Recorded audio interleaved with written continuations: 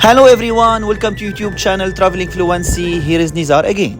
While camping at Albi Creek Campground in Humboldt Redwood State Park, on the third day, we hiked Big Trees Loop Trail as we started at Homestead Trail and ended up at Big Trees Loop Trail, then relaxed at Bull Creek. I was amazed by the huge size of the giant redwoods and made this video for you. I really hope you like it. So this is the third day of camping and we are gonna hike now. We are taking some fruits and water with us. And my camera. Turkey. Turkeys.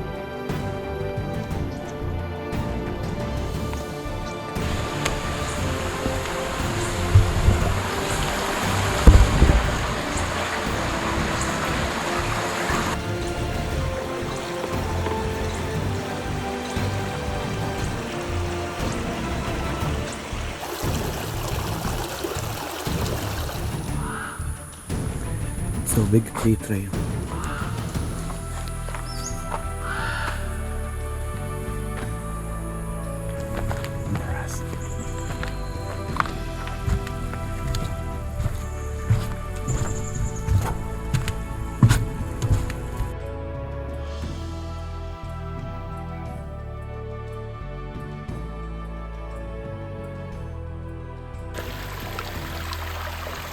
The short walk around Bull Creek Flats is one of the most enjoyable lowland hikes in Humboldt Redwoods.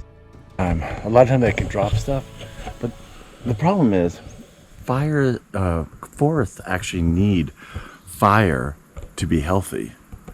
Because what it does is these big ones that dominate the canopy, they block out the light so little ones don't grow very well. But the big ones drop all this stuff down here. This stuff is actually, it's all tree material and everything, but they call it duff. This is what really catches fire. So occasional like lightning strikes and natural fires and whatnot are needed because it burns all this out. The redwoods survive because they've got a really thick bark, as you can see on the fallen trees. And so it protects the core of the trees.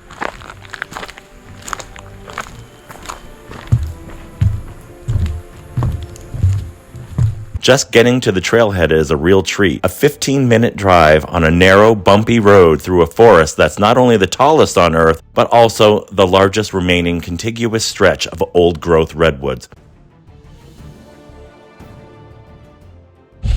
So now once the duff is burned away, then a lot of times the canopy is burned away a little bit and allows sunlight to get through, and then some of the small trees and whatnot that haven't had enough light to really grow can finally start to take off because area has been cleared for sunlight to get through. Near the end of the hike is a prototypical cathedral-like grove that's among the most spectacular in existence. And although there's a road nearby for the entire hike, it's not heavily used. So it's possible to appreciate the serenity of the redwoods without the constant drone of highway traffic.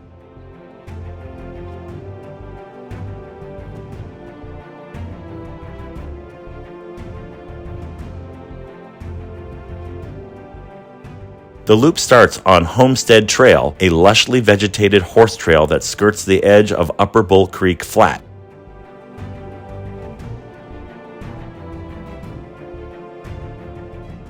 It returns on the Big Trees Trail, which cuts through the middle of the flat and has much bigger trees. The best parts are the beginning and the end, the parts closest to the Big Trees area. To get to the area, start at the Big Trees area parking lot, walk back out on the paved access road to Matoll Road, turn left and walk a few yards to a pullout on the right. The redwood forest has an especially deep, dark appearance, making this one of the more impressive sections of Matoll Road. From the pullout, take the Addie Johnson Trail to a T intersection with the Homestead Trail and turn left.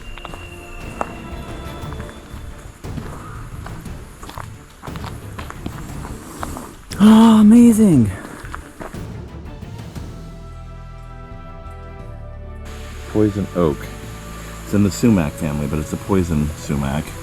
And the oils on it are cause severe skin irritation and sometimes blisters, but you will be scratching and scratching and scratching. And all you're doing is really spreading the oils. Wow. There's a bridge.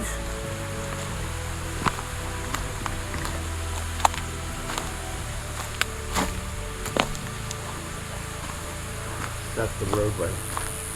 We need to cross. This isn't the path that we wanted to take. The Homestead Trail gently rises and falls through lush redwood forest. It runs along the edge of the alluvial flat where the redwoods aren't nearly as big as on Matoll Road, just a few yards away. The slightly elevated trail does, however, provide some nice views of the fern-carpeted flat with its huge trees.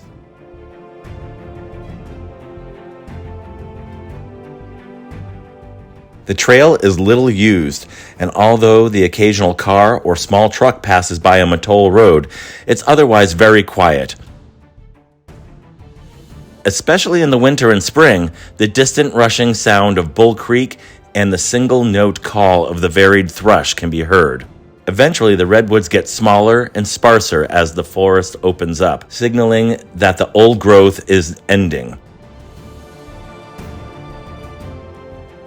The gradualness of the change and the lack of stumps makes the boundary look natural. This is what I was talking about with the years. When you count the rings of the age of the tree, you have these narrow little years where it didn't have much growth because either it was too dry or too cold or whatever. But these areas here, the tree had a good year for rain. It grew a lot during this 1 year. And so if you count all of them from the center out, it tells you the age of the tree. Yeah. And that's why, based on the numbers of these, a tree like this is well over 1,000 years.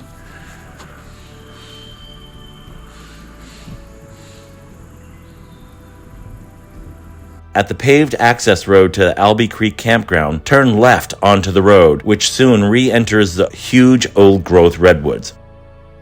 Turn right at the T intersection with Matoll Road and walk along the road a few yards to reach Big Trees Trail, and then turn left. The base of that split tree there, That's one that fell and knocked, and see how it knocked this one over because their tops would have hit. So when that one fell, it knocked this one over, which then fell through there.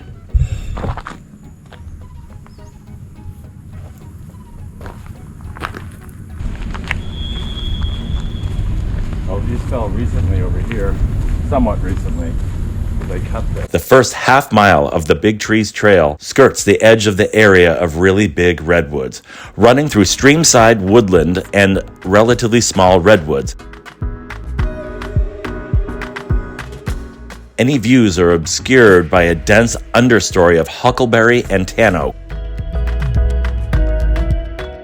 Eventually, the trail dives into the cathedral-like center of the grove.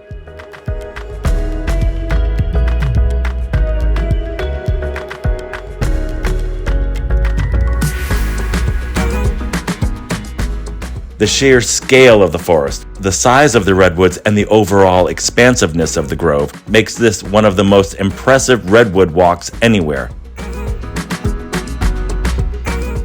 The grove has an amazingly dense collection of huge trees among a sparse scattering of redwood sorrel and ferns. It's a nearly pure stand of redwood without any understory to obstruct the views. Even the canopy is open, making it possible to see the tops of the trees. The rushing sounds of Bull Creek fill the grove. At the trail intersection, turn left and take a short detour past the tall tree. A few yards later, the trail ends at the Big Trees area parking lot.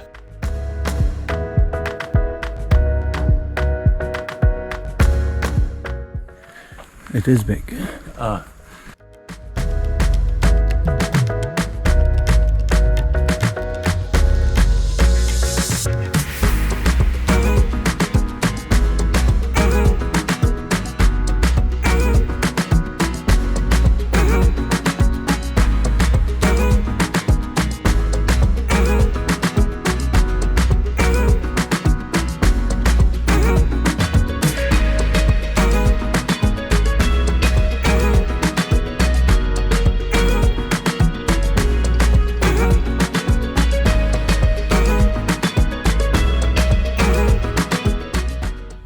Part of the things that lead to the survival of redwoods is that they're pest resistant, which is part of the reason why they are such an ideal lumber for building things, because they're not susceptible really to termites and whatnot that burrow through pine and that other types of wood.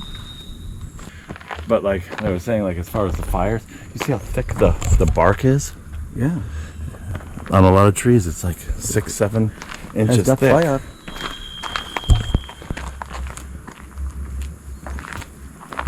Got your bridge.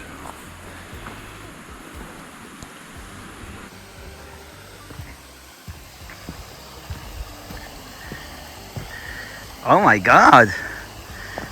That's a lot of fun!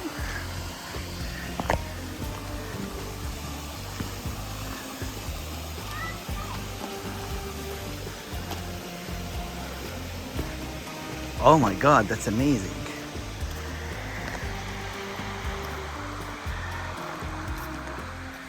Oh my god.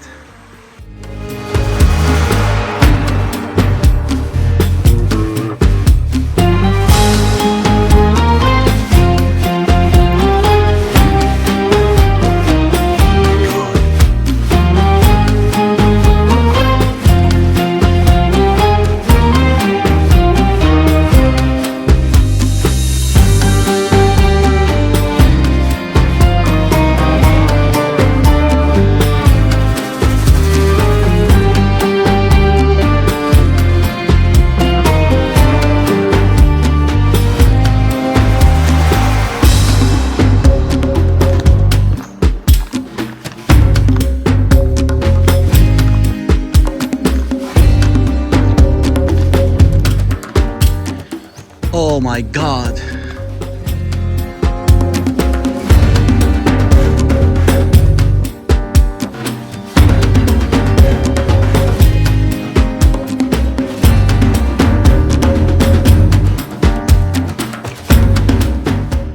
Oh my God, look at this tree.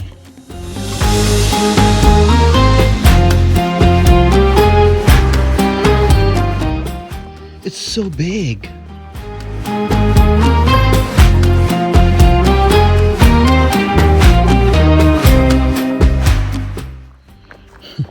To make the trail, instead of moving the whole tree that they cannot, they decided to cut it. Oh my God, look at these are 2 trees, right? It looks like, yeah, but actually, it looks like it's 2 that grew together.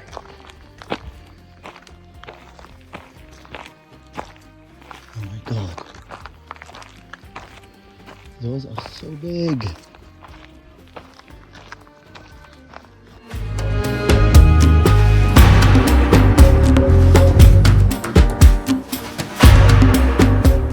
So this is the flat iron tree. It was 7.5 feet wide and 17.5 feet long. This is the base size, typical cross section. And here we go. So big.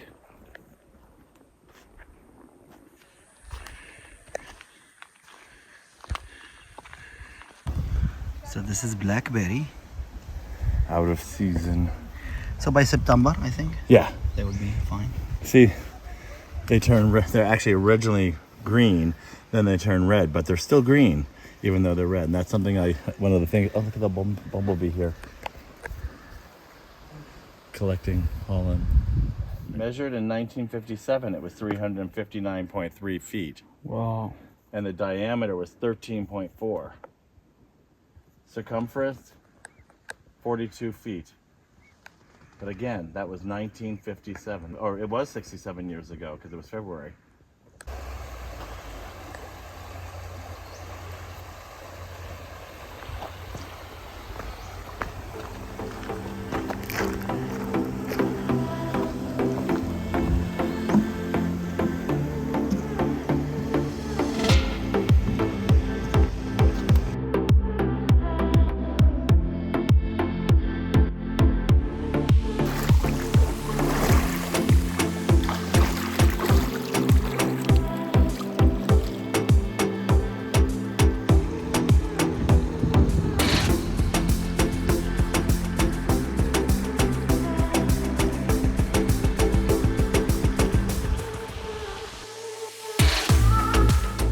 That's all for episode 2.